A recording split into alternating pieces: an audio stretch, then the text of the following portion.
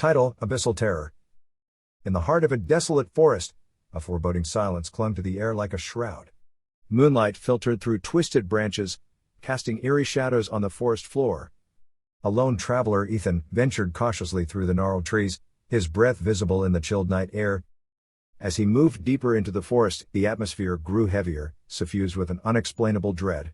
Unseen eyes seemed to watch from the darkness, and distant rustlings echoed like whispers of impending doom. Ignoring the trepidation that clawed at his chest, Ethan pressed on, a sickly curiosity pushing him forward. A putrid scent, like decay and sulfur, pervaded the air. The ground grew soft beneath his feet, and the trees contorted into grotesque shapes. It was then that he heard it, a chilling, guttural growl that sent shivers down his spine. A bone-chilling realization struck him: he was not alone. From the shadows emerged a creature of unimaginable horror.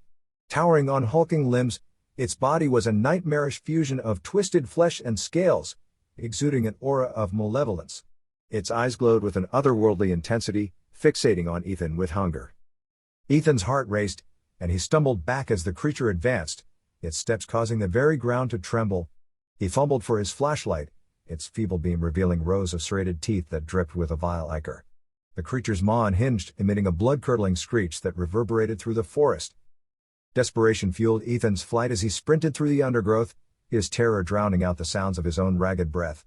Branches clawed at his skin, but he dared not look back, the sensation of malevolence drawing ever closer. His only thought was survival. Tripping over a gnarled root, Ethan tumbled to the ground, his flashlight skittering away. He scrambled to his feet, casting a frantic glance around. The creature stood before him, its form distorted by shadows, its breath fetid and hot on his face. As the creature lunged, time seemed to slow. Ethan's heart pounded like a funeral dirge in his ears. In a desperate bid, he reached for a nearby branch, its rough surface a lifeline in the void of terror. With all his strength he swung the branch, connecting with the creature's head. A sickening crunch filled the air as the creature let out a piercing wail, its form convulsing in agony. Its grip on Ethan's reality seemed to waver, and the forest itself seemed to shudder.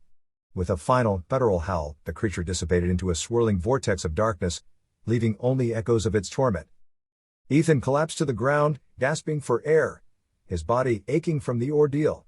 The forest, once a realm of quiet malevolence, now exhaled a sigh of relief. Dawn was approaching, and the first tendrils of light began to chase away the shadows. As the sun's rays pierced the canopy, Ethan realized the horror he had faced was not confined to the night. The forest held secrets, ancient and malefic, and its depths remained an abyssal breeding ground for nightmares, a place where reality merged with the unthinkable, and where the line between life and death blurred into an eternal nightmare.